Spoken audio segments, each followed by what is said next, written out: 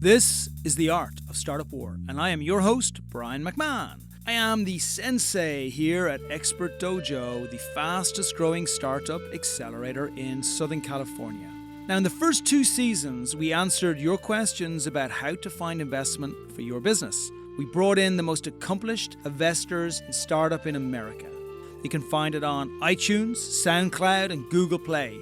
Now, here in season 3, we're flipping the script. We're going to hear real stories from entrepreneurs who are in the trenches today. In these episodes, we're going to take our guests through the storytelling model called the entrepreneur's journey. We'll hear about what sparked their call to entrepreneurship, help they received along the way, forces they overcame, dark times and revelations. So join us every Tuesday, 10 a.m. Pacific Standard Time. Start the week a smarter entrepreneur. Hey, it's Brian. It's Tuesday morning. It's 10 o'clock. I'm back here again in the fridge with a phenomenal entrepreneur. Today, we're going to be talking about the cannabis space. We're going to be looking at the legislation in this space. We're going to be looking at products in this space. We're going to be looking at the exponential growth that has happened over the last 4 to 5 years, with more public companies being created quicker than any other industry in America or Canada today. So it's going to be fascinating.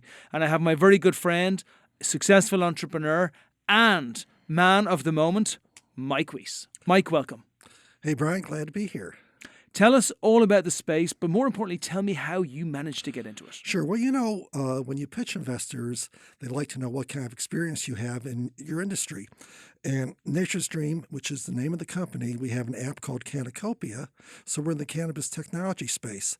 So I like to tell people that I've got 5 decades of cannabis experience dating back to the early 1970s when I was promotion manager for Columbia Records down in Miami. I like that. I thought you were going to say I got 5 decades of cannabis experience. My first joint. No. There's some relationship between that and the music industry, that's for sure. Yeah, right. It goes back to the time. But actually, recreationally, we're also going to get onto CBD as well, which medicinally could be one of the greatest breakthroughs in medicine in the last 15, 20 years. But so you first, let's focus on Cannacopia. Sure. So when you first came across, what was it that convinced you to start a technology specifically in the cannabis space? Well, Cannacopia is my 6th startup over many, many years. And I was running a tech company down in East Texas called Personal Web Technologies. And we had some very valuable patents that we were protecting. And East Texas was a good place for us to locate the company. And as things were winding down there, we had a reversal in Congress with patent laws that sort of provided some problems going forward when we thought we'd have a huge win. So back to the drawing board, figuring, okay, there's going to be one more startup. What am I going to do? And I really like the cannabis space. And what really attracted me to the cannabis space, besides the fact that I've known about it for 5 decades, is the fact that my last venture, I had actually had the #1 most downloaded software on the internet. Morpheus. It was called Morpheus. It was a peer-to-peer file sharing software. We had 200 million downloads of Morpheus. How did you do that? That's insane. Wait, how do you get 200 million downloads of a software? I mean, not only is it insane, it's intoxicating. And when you're sitting there and you're watching every half second, one more new user. Wow. Day in, day out, week in, week out, month in, month out, over a year, where we're #1 on the CNET charts. It was remarkable. It was exhilarating. It was intoxicating. And how do you do it? I mean, you just can't plan for that. We put together a really good product. It was really, the funny thing about Morpheus was it sort of came out of a Hail Mary. The company, before it was called Streamcast Networks, which was the company behind Morpheus, was MusicCity.com. I was recruited by the venture capital board of directors, which was Timberline Ventures, which was a Pacific Northwest affiliate of Draper Fisher Jurvetson. Okay. Tim Draper was an investor. We had some other investors. And MusicCity.com was around for about 3 years before they recruited me. I had just come off a project called webradio.com, It was a company that I started off as a subsidiary for an Israeli technology company, and we had a lot of notoriety. We did really, really well with our technology and with web radio. So the board was looking for somebody at musiccity.com that has some operational experience Yeah. in the music and internet space. With some chops. With some chops. They had 3 failed product launches over the last 2 or 3 years, so they wanted somebody to come in. So I came in, and originally the business model of musiccity.com was to have artist-specific radio stations, like all Beatles, all Elvis. And I thought that was kind of cute, but when they hired me, I said, well, how did you get those licenses from the record labels to be able to have all artist-specific stations? And they looked at me and said, well, we need licenses. So I explained it to them. I think that's why I got the job, because I probably saved them. You were the only grown-up in the room. Well, and the funny thing is that on hindsight, I probably saved them from some litigation, but Morpheus got so big that we probably had more litigation than any other startup in history. But so I came in there, and I'm taking a look. I started meeting with the record labels, talking about getting interactive licenses. It was early 2000s. The music industry wasn't quite ready to embrace digital media yet. So while I was able to negotiate some licenses, they were really absurdly expensive. Streaming media costs were huge. There's no way you're going to make a profit. And my concept wasn't to have artist-specific radio stations like the prior management did at Music City. I had this idea that all you need is one radio station, Brian's radio station, Mike's radio station, and it will learn the songs you like and introduce new songs to you based upon the song patterns. Today, they call that Pandora. In 2000, Pandora was not even in anybody's dreams except mine. Yeah. But 2000 was a tough year. Their stock market crashed. Nobody wanted to talk music on the internet at all. Nobody wanted to talk ad-supported models. So we had really tough going trying to raise more funding outside the original investors. Yeah, I remember. That was a hard time. It was Everybody tough. closed the doors. The Well, banks, and actually, nothing. that's what happened to us. December 2000, I get a call from our board of directors. They said, Mike, you did a good job. It's not your fault, but this is tough times. You got $50,000 left in the bank. We want you to use that money to just wind down the company. Well, that meant I was going to lose my job. So my CTO and I collaborated over the fact we're both going to lose our job in a month. And my CTO says, there's this thing called Napster, and there's an open NAP technology. And he said, I think I could make it work better than Napster just by linking all the different servers together. Now, Napster had millions of users at the time, but they all worked around clusters of different servers. So you never got to see the whole breadth of all the files that were available to be shared on the network. So my CTO came up with a way to hook the servers together. We were almost out of money. We couldn't move into that fancy ISP that we had arrangements to move into because we couldn't afford it. So we found a little ISP up in Sherman Oaks, California. Internet service provider. Service provider. Yeah. And their specialty was serving the adult video industry. So they were okay with file sharing, and they gave us a closet in their data center in Sherman Oaks, and it was kind of crazy. They put a line over the ceiling, dropping it to the closet so we could connect our servers.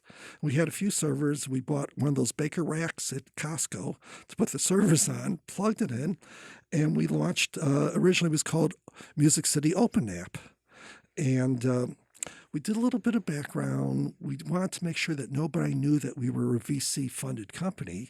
So we sort of did this persona of being rebels and pirates, and nobody exactly knew what we were or who we were. But it was the kind of thing where we didn't have social media to be able to reach the consumers and the users at the time. But what we had was chat rooms, discussion boards. So I'd be up.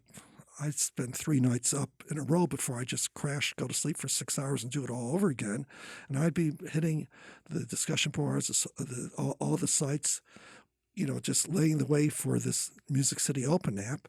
And then when we finally turned it on, January 3rd, 2001, we had maybe about 300 users that first day. The next day we had 1,000. Wow. And the day after that, it was 1,800. And before we knew it, we had close to 1 million within the first month. Wow. And then I get a call from my board of directors, Mike, we haven't heard from you for a while. Is everything shut down? I said, well, not really. Yeah. We decided to do this. And then I emailed them our user numbers, and it was a hockey stick growth. And they looked at it, they said, look, we don't know what you're doing. We know you didn't do what we told you to do, but we've never seen such user growth in our lives. So you need more money? Do you need more servers? Let's do this thing because there's going to be some way to monetize it. We've never seen anything like this. So by the time 2.5 months rolled by, we had 3 million users. Crazy.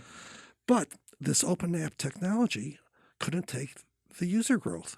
And I had 100 volunteers from around the world that we gave them administrator rights, all volunteers, to be able to keep all the servers hooked up together because they'd always be breaking because of the traffic. So we looked for another technology. We found a company in the Netherlands. It was called Kazaa. They had been around for 6 months. They had this technology that was fully distributed, peer-to-peer file sharing, which meant you'd have no bottlenecks at the server level, which is what we were experiencing with the open app technology. Kazaa was around for 6 months. It looked like they had great technology. They only had 5,000 users. And in a peer-to-peer file sharing environment, your network's only as strong as the number of nodes on that network or number of users. I had 3 million. They had 5,000. They had technology that looked like they could handle millions, although they weren't really sure. So we combined forces. I licensed their technology. Their CEO, Nicholas Zenstrom, was just about ready to lose his condo because he bet his house, or he bet, as we all do. As we all do, as I've just done myself last year. So we were able to pay him a license fee, so he was able to get out of some debt. And then Kazaa, and then we renamed Music City Open App as Morpheus. Which is a way better name. Way better name. And, everybody wants Morpheus on their side. It's funny because I remember when I talked to my... Pity the Matrix stole it off you afterwards, well, right? You know what? Actually, the Matrix was coming up the same way. And I talked to my CTO. I said, I was studying, what do we call this? So I was looking at Greek mythology and Jewish mythology and Roman mythology, and I knew I wanted to do something mythic. Yeah. So I found that the god of dreams is Morpheus. Oh, sweet. So it was one Sunday, it was raining in LA, and I just spent all day on the internet looking for it. Even though Morpheus.com was taken, I think actually it was the owner of eBay might have owned it at the time. We decided to go with Morpheus. And my CTO said, well, that's great. The kids are going to love it because of Matrix. I said, well, what's a Matrix? He says, it's in the movie theaters. Go see it. Yeah. So I actually named Morpheus after the god of dreams. So what happened then? So you built this huge company up. It was in the time of streaming, which means it's a really dangerous time because the whole war within the music brands, the musicians, the licensing, the streaming. I mean, as it turns out, streaming was the savior of the music industry, but they didn't quite realize it at that time. No, as a matter of fact, I'm a pioneer of the streaming industry with webradio.com, which we launched in 1998. And we were able to webcast radio stations. We were competitors to broadcast.com, except Mark Cuban sold for $5 billion, and we didn't really sell for anything. Instead, I got into a little bit of a tiff with my corporate parents overseas, and I left. But it was a tough time for streaming media. The incumbents, the music industry, they just did not want digital media at all because that made them less relevant. Yeah.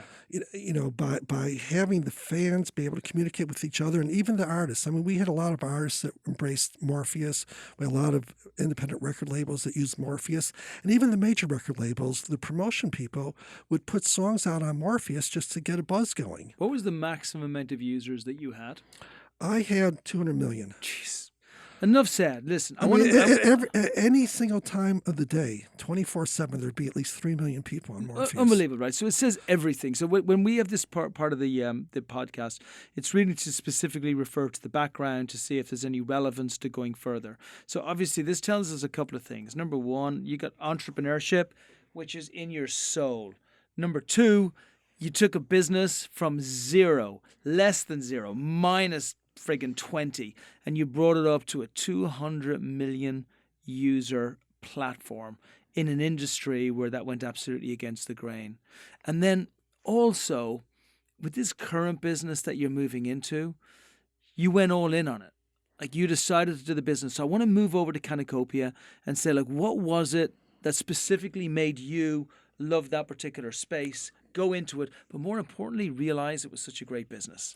So I learned a very valuable lesson at Morpheus that when you disrupt incumbents, major multinational conglomerates, they will stop at nothing to stop you. Right. At Morpheus, of course, we were sued by 28 actually 29 multinational conglomerates, the movie studios, record labels, songwriters of America. Even though we had a lot of support from a lot of the musicians, the entertainment industry has really some very expensive, well-placed lobbyists. Yeah. So not only were we sued in federal court, although we did win our federal court case, unlike Napster, and I come from the music industry. I knew a lot of people that were suing us. You took on the beast, though, which is important. It's not dissimilar in the cannabis space, or at least it wasn't when you first started, right? That's my point, is that the cannabis space, unlike the music industry and the entertainment industry, right now is the only multi-billion-dollar industry in America today that is not yet controlled by multinational conglomerates. So whereas I had to face Sony and Universal and all the big multinational conglomerates with Morpheus, here I don't have to worry about any of those people. It's almost, I don't want to say it's a free ride, but the competitive landscape in the cannabis space, because it's so new, right? It's so new. There are a lot of entrepreneurs. There's a lot of professionals coming into the space, but still a lot of mom and pop startups, no matter what level it is.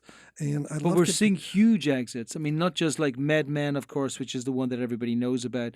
They went from zero to being a public company within a tiny period of time. But there's one after another, after another, after another. Well, and again, and what is driving this? Is it because the industry is so new? Well, we're seeing up in Canada, where they legalize cannabis recreationally, federally. Yeah. We're seeing a lot of big exits out there through their Canadian Stock Exchange. That's where MedMen raised a lot of money. So the exact same thing is going to be happening here in America. I mean, the future is in front of us. We don't have to look too far for that crystal ball to see what's going to happen when we legalize cannabis federally here in America. Again, what do we think is going to happen? Well, I'll tell you, I hope they don't legalize it too soon, because right now, the fact that it's not federally legal, the fact there is a little bit more risk going in, gives entrepreneurs like myself and others in the industry the opportunity to build our brand, get our market share, and then once it goes legal federally, big pharma is going to come in, big tobacco is going to come in, big liquor is going to come in, and Cannacopia, which we'll talk about in a minute, sits right smack dab in the middle of the whole cannabis supply chain, and I think will be a very valuable acquisition target for one of those big firms from pharma, liquor, or tobacco. Which is a lovely segue. So let's talk specifically about the product that you brought in and why, because we know, right, everything we've talked about, and I think also everybody who's read about cannabis over the last while. I mean, look, I can just give a slight sidebar of a conference, the ArcView conference that I was at last week, and I was blown away. This was just a general cannabis conference for investors. My expectation was seeing, a couple of people in suits, maybe a few investors, maybe a bunch of people who are, cannabis growers and people who are engaged. What I saw blew my mind. There was like 700-800 investment bankers all believing that this is the next gold rush. So there's no doubt in my mind that the cannabis space as a whole is going to be worth billions and billions and billions of dollars to many many groups of different people. But how does Cannacopia fit in, and how did you come up with the idea? So there I am running the tech company in East Texas, Tyler, Texas, population 100,000. So there was, and my family was still in LA, and I'd spent 3 weeks in Texas, 1 week back in LA. So I had a lot of free time on my hands after I got through with the days of running the company. Yeah. And I knew we were going to be shutting down operations. I was looking for the next big thing. I knew I wanted to do something cannabis, but I wasn't quite sure what it was going to be. I have a background in trade organizations. I ran the American Video Association back in the early 90s, which was a trade group and buying group of 6,500 video stores, independent video stores, to compete against Blockbuster. And I was thinking maybe I'd do a trade association. I wasn't quite sure what to do. And then on one of my trips back to LA, I finally got my medical marijuana card. Yeah. This is maybe 3.5 years ago, Right. 4 years ago. So I went to my very first medical marijuana dispensary in Los Angeles. I don't know why I waited so long. It was mind-blowing, life-changing. Good or bad? It was great. I walked into, first of all, I walked into this dispensary, and it's an off-duty policeman in uniform Yeah. who opens the door for me and greets me. Heck, the last time I associated a cop with cannabis, it was not to open the door, it was to close the door. Because the legislation has changed everything, exactly, right? exactly. And California was still a market leader, way in advance of everybody else with medical marijuana. Yeah. So I get greeted. I walk through the door, go in there, and they have these people behind the counters they call bud tenders. I thought that's kind of cute. And they had all these different strains of cannabis. And they had weird names like Blue Dream and Strawberry Cough and Charlie Sheen. And I, even though I've had decades of experience with cannabis, I had no idea there was all these different strains. So the friendly bud tender behind the counter is trying to explain to me, well, Blue Dream is a hybrid. It does this. Strawberry Cough's a sativa. Does this. It's so complicated because there's so many. By the way, how many are there? There's over 7,500 different strains. Forget about it. And from those different strains, there's tens of thousands of products. So how do people know the difference between the strains? Well, they don't know. The friendly bud tender tries to explain that to you like she did to me my very first trip to the dispensary. And it was just going over my head. I didn't know what the hell she was talking about after 10 minutes. So I put a little bit of this, a little bit of that. Then I went home. I figured there has to be a website or an app that's going to tell me the characteristics of all these different strains. And I found one at the time. It was the market-leading app. So I downloaded it on my cell phone, went back to that very same dispensary the following week with the app downloaded on my phone. And I get in there. The policeman opens the door again. I go in there. I get greeted by a different bud tender. And I said, well, let me just look and see what the strain does. So I pull out my cell phone, start typing in the strain name, because most of the apps in the cannabis space works like Google. You type in the name of the strain, you get the results. Yeah. As a matter of fact, you might as well just use Google and type in the strain because you get everybody's results on the first page. But at the time, I didn't know that. So there I am back in the dispensary with this app, and I'm typing in the first name. Okay, Blue Dream, it does this. The next name, Strawberry Cough. By the time I got to the 7th or 8th strain, 3 things were going on. 1, my fingers were tired. Yeah. 2, the friendly bud tender, not so friendly. Sir, can you hurry up, please? There's other people I need to service. And 3, so I'm on the 7th or 8th app looking at the characteristics, and I'm thinking to myself, now, what do those first two strains do? I'm thinking, this is ass backwards.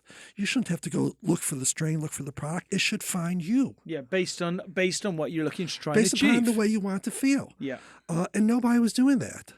So bingo, the light bulb went off. Cannacopia was born. Cannacopia was born. Yeah, which is the ability to decide how you want to feel or what you want to achieve effect-wise from any strain, and then being able to actually have the strains find you based on the feeling you want. Exactly. Cannacopia solves the buyer's confusion of what strains of cannabis to purchase or consume from the over 7,500 strains available, where to buy and where to find the best deal.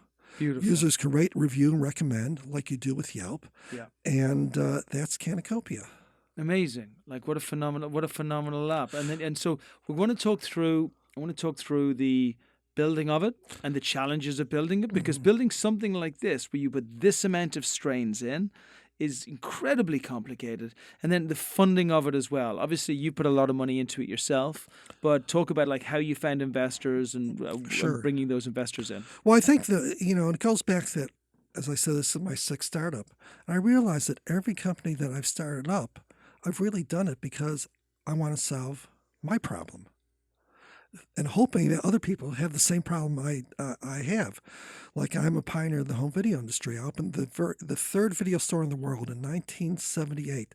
I missed being number one by 30 days. I had the first video store in Chicago. Classic. But I did that because I had just gotten a Betamax. Yeah.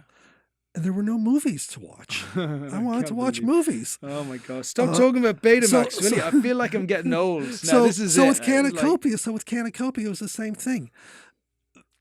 I was confused on what strains, what products to purchase because there was so much difference. It's like wine. Each varietal wine will give you a different effect. Same thing with all the strains of cannabis. There was nothing on it, so that I set out to build that. And actually, it's really a very good problem. It's a very good analogy. So on one side of it, if you went to a wine app that just said, "Here's a list of 7,500 wines, and here's the attributes of the wines," you'd be asleep within the first 10 or 15 minutes. But if you went on to an app that said, okay, this evening, if you're going to have a steak dinner with a filet mignon, this is the specific 4 wines that actually go best with that. If you're going to have fish, these are the 14 wines. If you're going to spend between this amount and this amount and this amount, this is where you go. So it takes what you're trying to achieve in that evening, or the mood that you want, or if you want to be a little bit sleepy or you want to be a little bit happy, and then it matches it with that. Like it's absolutely brilliant. How did you manage to get the investment, though? What did you specifically do? Well, actually, even before we leave the wine analogy, we filed for patents back in October 2016. If indeed the patents get issued, we will go license this technology to the wine industry to do just what you described, because I don't have that data. Now, for cannabis, that data really didn't exist. I spent a year doing research online, offline, and I started with a spreadsheet where I put down the strain after strain. How many did you list? Well, I started with about 4,000 initially. But then I had to go find the attributes for each of those strains. So there I'd be running this company in East Texas. I'd get home around 7, 8 o'clock at night. I'd have dinner, and then I would start doing my research. And I'd be up, sometimes I'd wake up in the morning, and, on your screen where you have all those X's and Z's because you fell asleep on your keyboard. That would happen to me. But I was really driven to get this going. And it took me almost a full year to get research on enough strains so we could go do something with it. So when I felt I had the research done, and thank heavens it was still really early in the industry. Nobody was coming up with anything. Well, actually, nobody still has come up with what we're doing. Then I set out to go look for some initial funding, $80,000, so I could go build a prototype, both an iOS and a Android app, because I feel the days of raising funds off a PowerPoint is gone. Yeah. And I feel we needed to Certainly have a more real challenging. product. It's a good message for everybody listening. And I felt we really needed a product out there. So one of my neighbors in Tyler, Texas, shared the vision with me, and was our initial family and friends investor. Perfect. And then you use that $80,000 to build, and then what happened? So living in LA for all the years I've been living, I was members of a networking group called Meadow, run by a gentleman named Ken Rakowski. Yeah, we all know Ken, yeah. Media Entertainment Technology. Media Entertainment Technology Alpha Leaders, Meadow. Yeah. So I reached back out to the Meadow Network to see who could hook me up with a CTO that had really good experience developing apps. So through my network, I found somebody. He already had a team in Vietnam. Mm-hmm. So we brought him on as a contractor. I had my vision. We worked on it together. And That's how we created the first version of Cannacopia. Beautiful. And then you brought in an investor afterwards, right? Right. So it was time to step up and bring in more money. So I made my list. You got to make your list. I did the spreadsheet. Step one, spreadsheet of every single person I've ever met that I knew had more than $10 in the bank. So there's 170 of them. Okay. And I made my list starting with the least likely people to invest on top. Figure I'll make my mistakes there. Good for you. So my first number one was a gentleman by the name of Larry, who lives in New Jersey, who I had met back in 2010. And this is right around 2016 right now. Mm-hmm. So I sent out my first batch of emails, 5. Larry was one of the first 5. I called up Larry. Larry says, "Hey, Mike, well, this looks really good. When can you be in New York? I want to hear more, and why didn't you call me sooner?" So I was in New York the very next week, sat down with Larry. He came in, and he's become my business partner. He's put in a little over $1 million up to date. We changed our development from offshore in Vietnam onshore to Irvine, California, with a new strategic partner, a developer called Hotbee Software. Yep, very good developer here locally. They're very tied into the cannabis space, working with Cannabis. As a matter of fact, they're negotiating to do the marijuana excise tax for Cannabis. They make really solid software, institutional software. Their primary client is the Department of Treasury, who uses their software to manage $7 billion of Treasury assets. Banks, financial institutions, HUD agencies, all their customers. But they like to bring on side projects to keep their developers interested. Because there's nothing more boring than developing software for the government. They had an affinity for the cannabis space since they're trying to get the contract for running the marijuana excise tax software here in California. So they came in and they came in with a $500,000 convertible note, which is all used for development. So here's really great. So the investors that you've got in so far, you got your initial $80,000. You then went out and outreach to every single person you know. First person on the list was perfect person on the list. I love how you did that. And then you brought in a development partner. So of the 1.6, very specific targeted plan on actually getting all of that money in. It was. It really was. And we're raising $2 million right now. Yeah. To go to the next level, right? What is the next? So let's do, in the last 5 or 10 minutes, let's talk about what the next level looks like. You've built this phenomenal platform in an industry where tech in cannabis is growing like crazy and companies are raising money left, right, and center. And, there's opportunities to go onto the Canadian Securities Exchange and all kinds of wonderful things. What does the next 2 years look like, assuming that you raise? What are we going to do and where are we going to go? So Cannacopia does a really good job of recommending which strains will make you feel the way you want based upon your desired mental mood, physical effect, medical condition, and taste preference. We're adding a 5th element called consumption type. So whether you want to smoke bud in a joint or you want to vape oil cartridge or edibles, beverages, tinctures, we're adding that, and we're switching over to start recommending specific products, not just strains, where the products are derived from. And we're starting to work with a lot of brands right now. I think the most recent brand that came on board was Heavy Hitters, which makes a great line of cannabis vape oil cartridges. So we're building that up. So right now we do a great job recommending what strains. We're moving to recommend the exact product. We also have a great database of all the legal and licensed dispensaries across America. We made a decision early on, unlike some of our competitors, we will only work with licensed dispensaries. Yeah, and we do that for course, 2 reasons. absolutely. One, I'm not going to send my user to an unlicensed facility that has counterfeit product, not tested properly. Absolutely.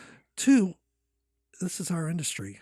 I'm very active in our trade association, National Cannabis Industry Association, NCIA, and I really feel it's important for us to provide a level playing field for all the dispensaries. I agree. I agree with you. I'm with you 100%.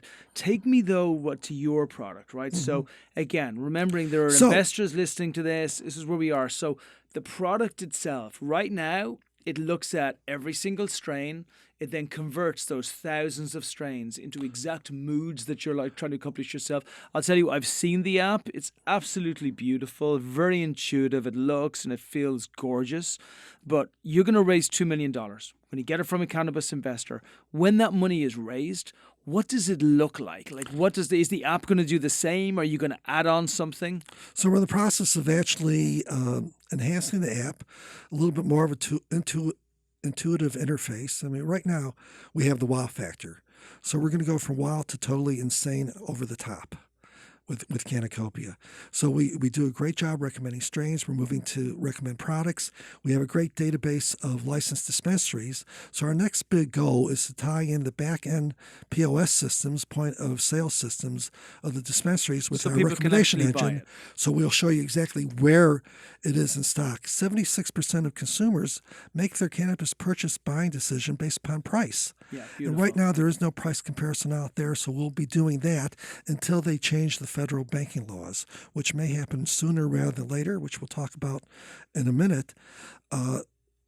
Once the federal banking laws are changed, we will actually be able to take the order from the consumer at the precise moment of influence from the app, place that order with the local delivery service if the buyer wants to have it delivered, place it with the local dispensary if they want to pick it up, and they will actually be able to pay for it through Cannacopia on a credit card. We will hold on to the funds until the buyer delivers their merchandise, the seller's merchandise, or the seller picks it up. So if there's a phase So it'll be our Cannacopia marketplace, which we think is a game changer, which we think would be huge. Of course. Like, who doesn't want to do that? Like, who wants to be able to go in, stand blankly looking at a shelf? Firstly, the vast majority of people, including me, would not go to a dispensary for a million reasons. Some don't want to have their names registered and their details registered.